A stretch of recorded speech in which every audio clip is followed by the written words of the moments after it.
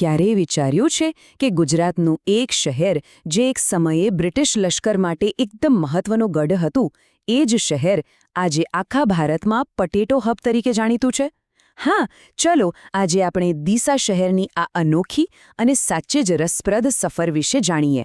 તો સૌથી મોટો સવાલ એ જ છે કે આટલો મોટો બદલાવ આવ્યો કેવી રીતે?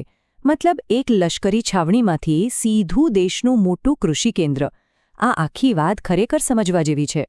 તો જુઓ, ડીસા આવેલું છે ગુજરાતના બનાસકાંઠા જિલ્લામાં, અને એ પણ બનાસ નદીના કિનારે.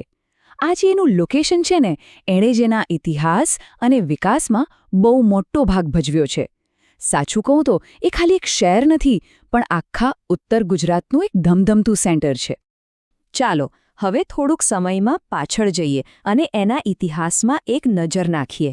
કારણ કે આજે જે શહેર ખેતી માટે આટલું ફેમસ છે, એ એક સમયે બ્રિટિશ રાજ માટે એકદમ મુખ્ય લશ્કરી ગઢ હતું. જો પહેલાંના સમયમાં આ વિસ્તાર મંડોરી કે જાલોરી વંશના શાસન હેઠળ હતો, પણ પછી 19મી સદીની શરૂઆતમાં અહીં થોડી ગડબડ શરૂ થઈ. સ્થાનિક જનજાતિઓના કારણે અશાંતિ વધી, અને બસ આ જ તકનો ફાયદો ઉઠાવીને બ્રિટિશરોએ 1829માં અહીં એક પાકી લશ્કરી છાવણી ઊભી કરી દીધી. અહીંયા છે ને ડીસા ફિલ્ડ બ્રિગેડ નામની એક સ્પેશિયલ મિલિટરી ટુકડી રાખવામાં આવી હતી. એમનું મેઇન કામ શું હતું? તો કે આબુ અને કચ્છ વચ્ચેનો જે વેપારી રસ્તો હતો એને લૂંટારાઓથી બચાવવાનો. અને આ કામ માટે ડીસાનું લોકેશન એકદમ પરફેક્ટ હતું. પણ જેમ કહેવાય છે ને, સમય ક્યારે એક જેવો નથી રહેતો. એ જ રીતે ડીસાની ઓળખ પણ બદલાઈ. તો એક મિલિટરી બેઝમાંથી એક આધુનિક શહેર બનવાની સફર કેવી રહી? ચાલો એ જોઈએ. આ બદલાવ ખરેખર જોવા જેવો છે. જરા વિચારો, જ્યાં એક સમયે સૈનિકોની પરેડ થતી હશે, ત્યાં આજે લીલાછમ ખેતરો લહેરાય છે. એક સ્ટ્રેટેજિક સિક્યોરિટી સેન્ટરમાંથી ડીસા આજે એક મોટું આર્થિક અને કૃષિ હબ બની ગયું છે. આટલા મોટા વિકાસ પાછળ કારણ છે મજબૂત ઇન્ફ્રાસ્ટ્રક્ચર. બ્રિટિશ સમયથી જ અહીં રેલવે લાઇન તો હતી જ, પણ આજે તો સારા રસ્તાઓ અને એક એરપોર્ટથી પણ જોડાયેલું છે.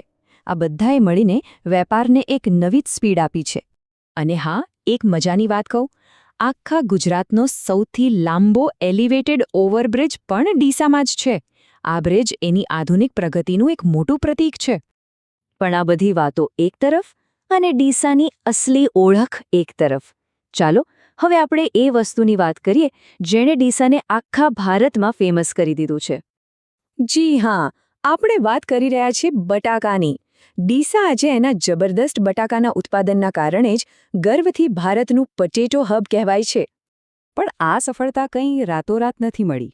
એની પાછળ એક લાંબી કહાણી છે. 70ના દાયકામાં સરકારી યોજનાઓ શરૂ થઈ, અને આજે અહીં કૃષિ યુનિવર્સિટીનું એક ખાસ રિસર્ચ સેન્ટર પણ છે. આ સેન્ટર ખેડૂતોને લેટેસ્ટ ટેકનોલોજી અને ખેતીની નવી રીતો શીખવાડે છે. તો બટાકા સિવાય આજના ડીસામાં બીજું શું ખાસ છે?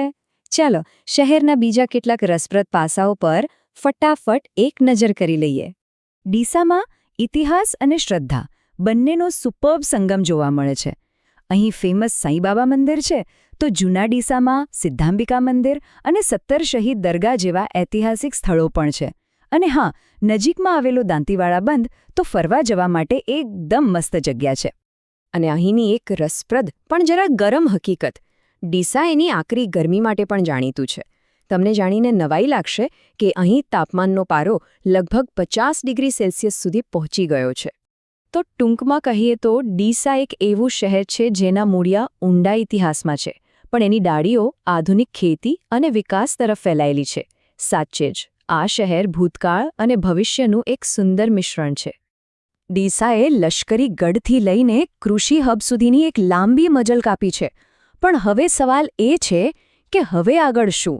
ખેતીમાં આટલી સફળતા મેળવ્યા પછી ડીસાના વિકાસનું નેક્સ્ટ ચેપ્ટર કયું હશે? આ એક વિચારવા જેવો સવાલ છે, ખરું ને?